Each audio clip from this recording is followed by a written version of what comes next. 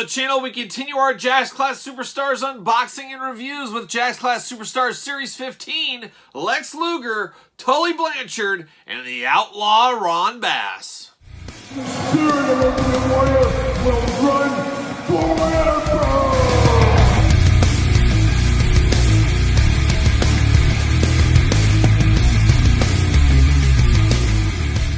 Welcome everyone, Kyle here. Welcome back to the channel for another Jax Classic Superstars unboxing and review. A Tuesday tradition right here on this YouTube channel, as every Tuesday for well over 2 years now we've had a Jax Class Superstars video of some kind.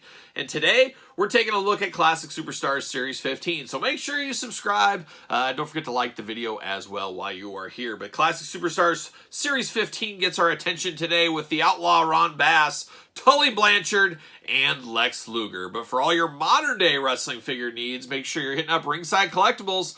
Use discount code Kyle, save yourself 10%. And of course, we're going to do this review like we do all the other reviews on the channel. We're going to take a look at the packaging. We're going to talk about them. We're going to unbox them. We're going to talk about them. We're going to see where it goes from there. And all three of these are getting unboxed today, as I don't have these loose in my collection. So we're going to crack some plastic is what we're going to do. And we're going to start with old Tully Blanchard, one of the most underrated wrestlers of all time, in my opinion. I absolutely love Tully Blanchard back in the day. Heck, I love Tully Blanchard right now. His AEW Ring of Honor status is kind of up in the air. I've heard rumors that maybe he was fired again. I'm not exactly sure. But really, it's so crazy to say, and I think a lot of people hate me for this. I don't know, hate's a strong word, but Tully Blanchard was one of the brightest spots of AEW for me. Him managing FTR, him wrestling and got quite the outfit, doing some moves and things.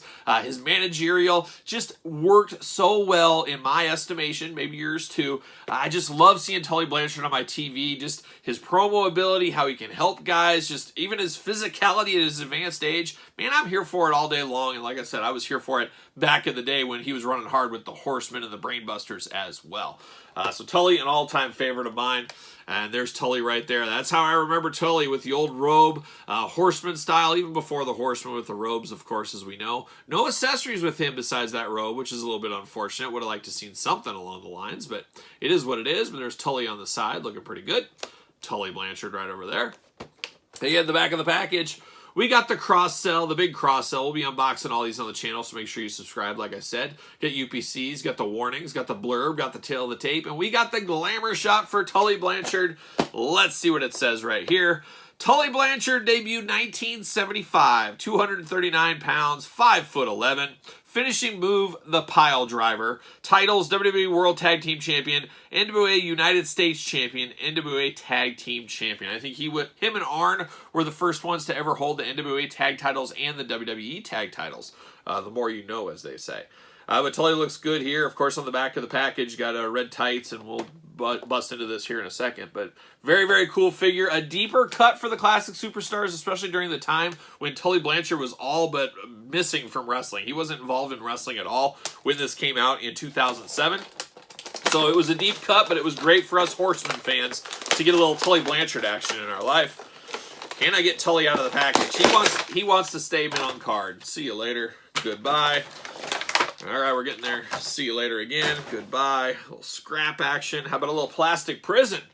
Old Tully right there. Where's Baby Doll? We didn't get her, unfortunately, but there's Tully in the plastic prison. And we'll pop Mr. Blanchard out. See you later. Goodbye. And we got Tully Blanchard off to the races.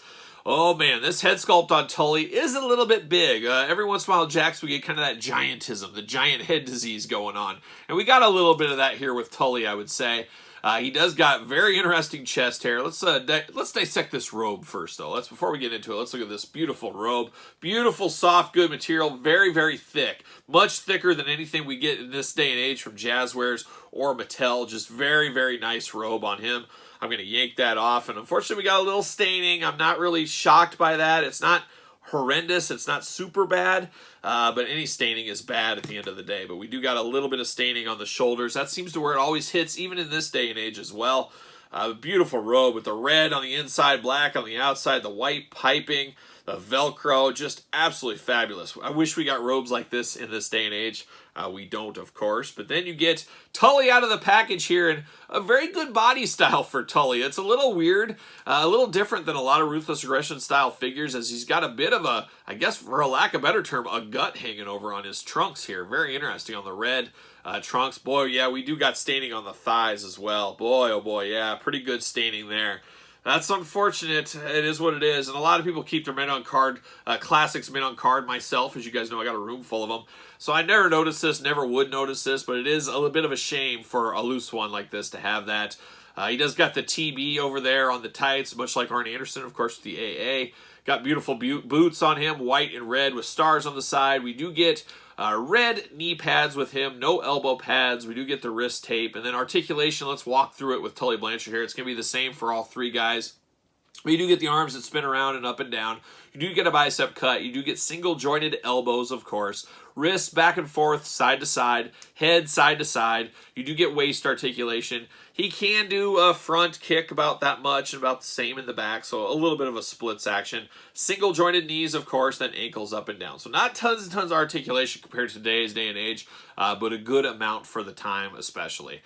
He does come with the painted on chest hair. Sadly, no George Animal Steel real fur chest hair. That's what we want every time. You guys know that.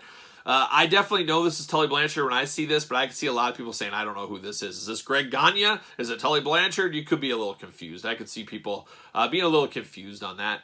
Nice attention to detail, giving him the 4 horseman fingers. Always cool in the Jax line, of course. A little bit long in the finger department, much like Mattel in this day and age with the long fingers.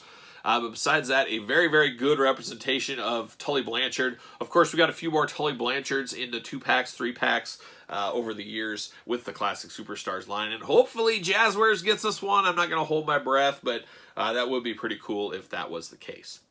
All right, instead of going Lex Luger, we're going to break up the Horsemen a little bit here. We're going to go to the old Outlaw Ron Bass and a bit of another deeper cut in the Classic Superstars line. And I got to think Outlaw Ron Bass, of course, around the territories all over the United States for many years. But his biggest claim to fame, and at least my watching time, was when he got his spur on his boot and carved up old Brutus Beefcake's head. And I thought that was done tremendously, especially as a little kid. And they put the big X over it so you couldn't see. And that's one of those things where your mind makes it a lot worse than it probably actually was, which was a pretty cool deal with the WWF back in the day. I thought that was a really good spot. Instead of just showing the blood, it's kind of like one of those horror movies where you hear it or you think it and it lets your mind run wild. That's what we had with Outlaw Ron Bass and Brutus Beefcake during that instance. And that's my biggest Ron Bass memory.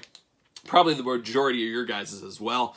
But there it is. Very cool. Love a deep cut character, though, as you guys know. There's the old Outlaw on the side. Of course, the package. Got his hat. Got his cowboy bullwhip, I think is what that is. I guess basically cowbell. We'll see. We'll get into it. We'll get into it in a sec. Got Outlaw Ron Bass on the side and the back. We got the cross sell. We got the warnings. We got the blurb. We got the UPCs. We've got a glamour shot. So let's see what it says about our old buddy, Outlaw Ron Bass. Debuted 1972, 286 pounds, 6'4". Finishing move, the old Texas Gourd Buster. And that's all it's going to say about the old Outlaw. Very, very cool, though. I like this one. I like it a lot. Let's see if we can bust this out here. See. Oh, rookie. See you later. Goodbye, rookie move. Rookie. See you later. Off the screen. What are we doing? This is fight me, this packaging on this one. We'll get it out right there. Up high. See you later. Into the pile. There it goes. And we got the Outlaw in the package here. Looking good. I forgot. There's a really cool thing about this we'll get to in a second. Outlaw coming on out. Get that old bullwhip. Get the hat. See you later. Goodbye. Oh, we got the sticky disease on the hat. Not shocked by that, but man, it's sticky. You guys know I hate the Jack sticky disease. Trying to work on a cure. We'll get there hopefully one day, but he does have a black cowboy hat. We've seen him a lot of times over the years. So I wipe the stickiness off of me. Then we do get his bull rope. Very cool. It's not really a rope. It's more of a plastic cord-like rope, but I don't know if we ever got this accessory again. Obviously, I guess this is the same kind of cord we got in that Dusty Rhodes, Cody Rhodes Adrenaline 2-pack, but it is colored differently, so it might be similar to that rope. That had a bull rope attached to it. This does not.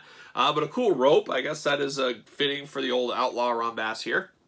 And then, unfortunately, we got the sticky disease big time all over his vest as well. Like I said, Series 13 and above, gave us a lot of sticky disease, just the degrading of the plastic, unfortunately, and we do got that going on here. He does got elbow pads, he does got knee pads, of course. I love the black boots on him, look really good. The black and white, very Waylon Jennings style, all shout out to old Waylon Jennings. Cowboy boots down below. Just plain black trunks, of course, black vest. But the real good attention to detail is they got him the Raleigh Fingers mustache. And pro tip out there, everybody should grow a Raleigh Fingers mustache at least one time in their life. I remember when Kyle was a young sales rep starting his career, I said, what's going to make me stand out? What's going to make people want to buy my product more than others?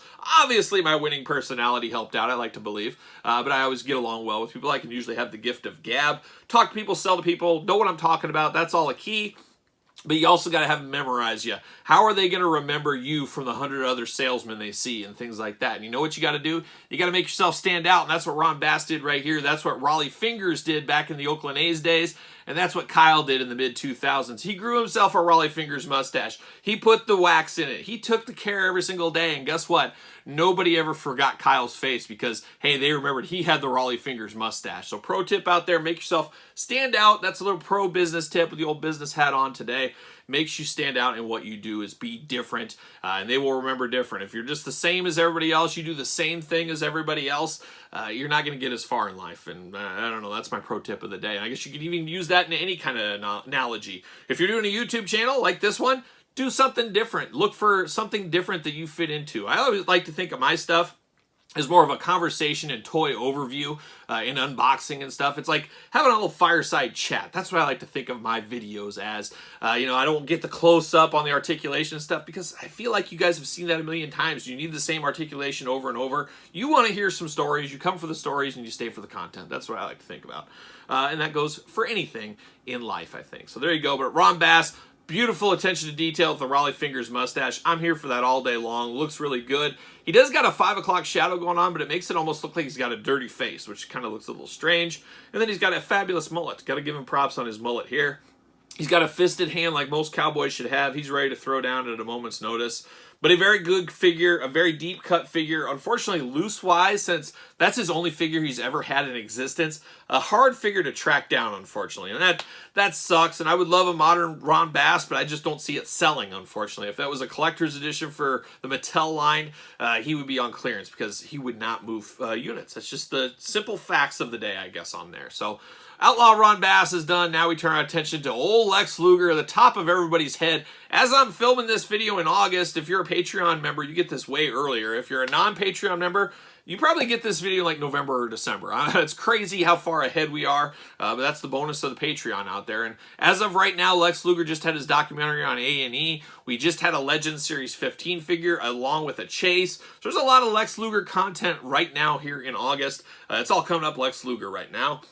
And it's coming up once again with this action figure in the Jakks Class Superstars Series 15 set. So there he is. Of course, he does have his big gold title belt. The big win over Hulk Hogan. We'll never forget it.